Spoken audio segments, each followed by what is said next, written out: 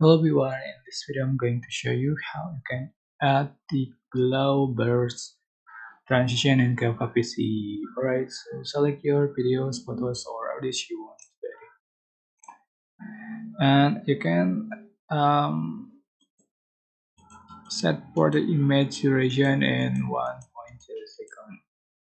Go to transition and select the light transition. You can find the Glowburst edit tray. Just pour it duration in 0.3 seconds and apply it to all the clay.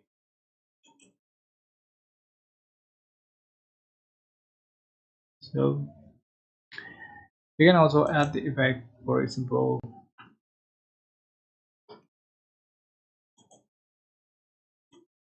going to add this strobe effect and just for this bit.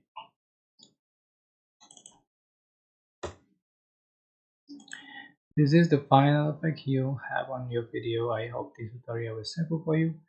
Don't forget to like, comment, share and also subscribe. Thank you.